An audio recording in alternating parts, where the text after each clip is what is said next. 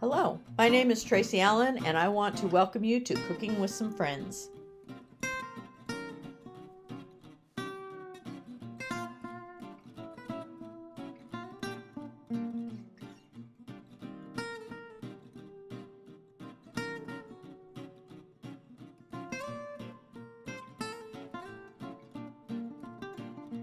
Hello again, and welcome to Cooking with Some Friends. It's a gorgeous day here in Northwest Missouri. I got to go spend the day yesterday with my nieces, my sister, and one of their friends, and it was a really good day. Whoever says too many cooks in the kitchen is not a good thing have never had a blast like we did yesterday. So anyway, it was a lot of fun. Now I'm getting ready. We have family coming in tomorrow. It's a Sunday. It's a special Sunday. It's Easter Sunday. And we're celebrating our risen Savior. So I'm gonna make a couple of things ahead of time. One of them being a lemon cake. Now, a lot of times we'll do shortcake on Easter, but we just did that at my niece's house. So I wanted to do something a little bit different. So we're gonna do a lemon bundt cake, something that's a little more lightly flavored. And so that's what we're gonna prepare today. So what you need for this recipe, you're gonna need 1 lemon cake mix. And it's really, this cake recipe is so easy. Everything just goes in one bowl. And I love those kinds of cakes. And it's super moist as well. So we have our lemon cake mix. To that, we're going to put in a package of, it's a 3.4 ounce package of lemon pudding mix. And you want to make sure you get instant pudding, not the cook and serve.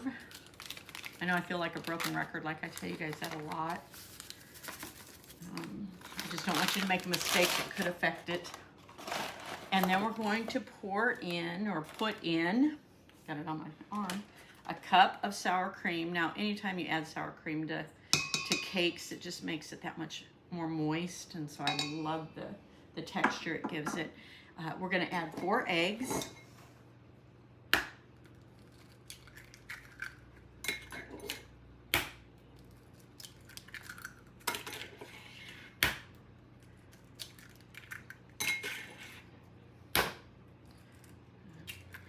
There's my 4 eggs. And then we're gonna put in a 1/2 cup of vegetable oil, which I've already measured. Oh, my measuring cup's broken on the handle. I have to throw that one away. A 1/4 cup of lemon juice, and I have fresh squeezed lemon juice. I made fresh lemonade earlier, and so I just squeezed some extra lemons to get my 1/4 cup of lemon juice. And then the last thing you wanna add in is also 1/4 cup of water. Okay, that's all the ingredients. Now we're going to mix this for about 2 minutes, and then we're going to pour it into our greased bundt pan and put it in a 350 degree oven that I've already preheated, and I've already sprayed my bundt pan. And it's gonna have to bake for about 45 or 50 minutes. When it comes out, I'm gonna let it cool for another 20 minutes so that it will release from the pan really easily. Now, after I do that, I'm gonna wrap this up really well, or put it in a tight container and let it sit in the refrigerator overnight before I ice it. And so in the morning, I will show you the icing that goes on this. Good morning, and welcome to Cooking with Some Friends. Yesterday, I made lemon bundt cake, and I put that in, wrapped it up tightly and put it in the refrigerator so that I could ice it, make the icing, and do that today. Now, lemon is one of my husband's favorites. He mentioned that he likes lemon cake, he likes lemon meringue pie, he likes lemon cobbler, and for him, the more tart, if it locks your jaws, it's better, but I don't like it quite that tart. But anyway, so we're gonna make the icing for this today. And what you're gonna start with is 2 8-ounce blocks of cream cheese, so 16 ounces of cream cheese. And that needs to be at room temperature. And then you're gonna add to that at room temperature a 1/2 cup of butter, which is 1 stick.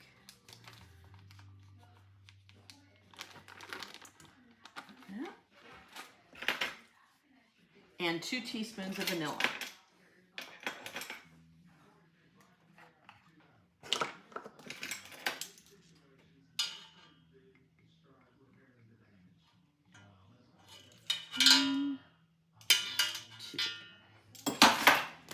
cream this mixture together. So I'm going to have my mixer on here.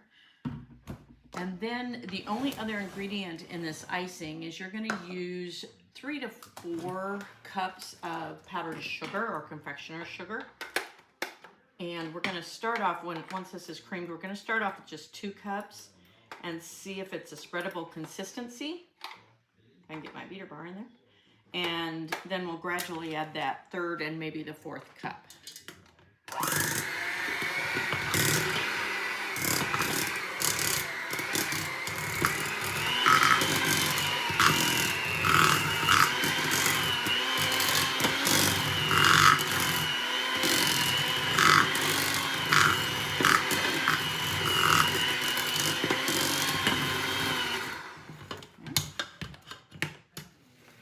Normally I would use my stand mixer, but it's so noisy.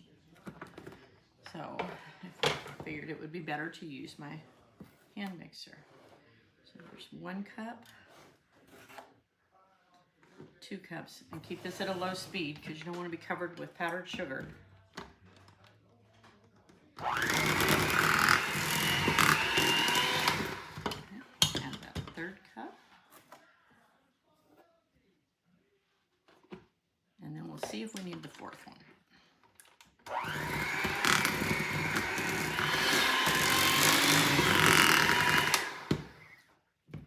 Should add in just maybe, bottom of my mixer looks lovely.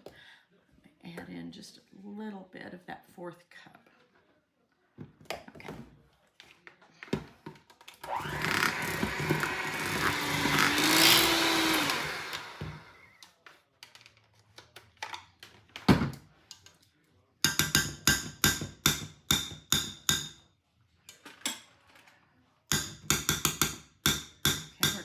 This once you get all the icing on it, you are going to want to put your cake cover over this and put it in the refrigerator again because of that butter and cream cheese.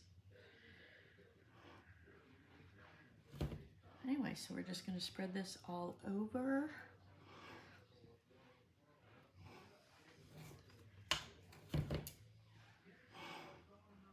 And then I will show you a picture of what it looks like when it's completely iced.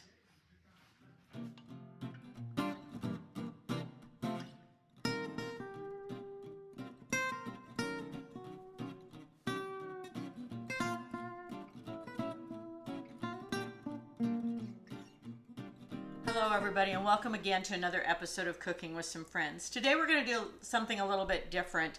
I love to bake, and sometimes it's hard to find quality, really flavorful items to use with your baked products. And I like different vanillas that you can purchase at the store. They're fine, the extracts, but they're not made sometimes from pure vanilla beans. And so an option is to make your own. And it doesn't take a lot to make your own. It really only takes 2 ingredients. It takes the vanilla bean itself and it takes alcohol. And those are really the only 2 ingredients. And I'm going to show you how to combine some of those. As far as the vanilla beans are concerned, in the grocery store you can purchase vanilla beans. And those are normally Mexican vanilla beans, which will work fine. And that's what I have here. You can use Tahitian vanilla beans or you can use Madagascar vanilla beans. I purchased these online and they're not overly expensive when you purchase them online. For the alcohol, you can use vodka, which gives you a more pure, lets the vanilla flavor come through a little bit better. And you don't have to buy a really expensive alcohol to do this. Or you can use things like bourbon, again, not a real expensive brand if you don't want to. Or you can use things like brandy or rum. Now, if you use the bourbon, brandy, or rum, you're going to get a little bit of that flavor as well as the vanilla flavor. So it might depend on what your personal preference is. The first thing that you want to, the equipment you need. You're going to need a cutting board. You're going to need a sharp knife. You're going to need jars to actually mix the vanilla in. Now, you don't have to spend an arm and a leg. You can use, if you have a mason jar around, you can use that just so it has a tight seal on it. Or you can go to places like Hobby Lobby. Michael's, I'm sure, has them as well. Or you can order them online. You can buy bottles that have stoppers in them that seal up tightly. And that's important.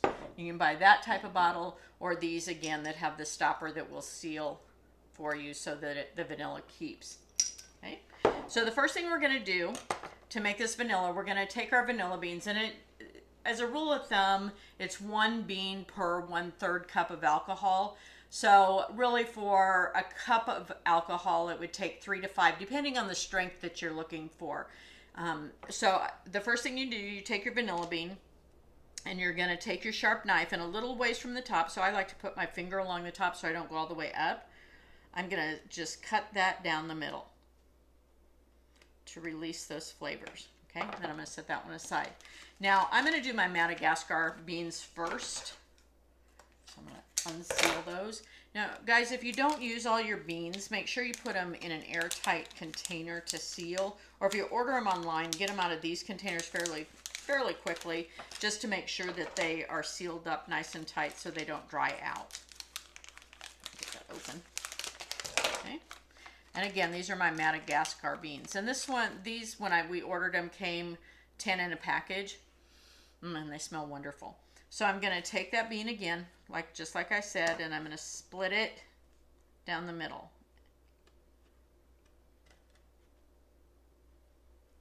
Okay.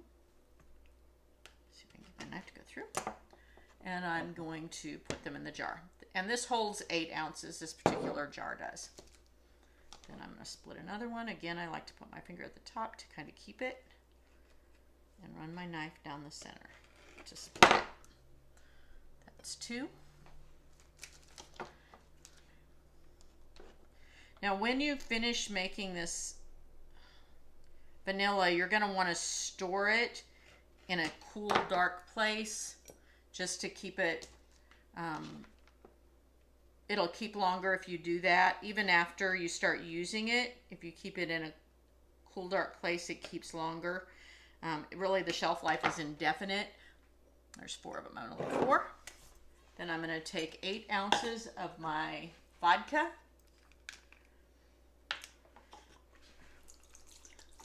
Now, if you have a funnel, if you're pretty messy or whatever, you can use a funnel if you need to. So there's my 8 ounces of vodka. I'm going to go ahead and put that in my jar.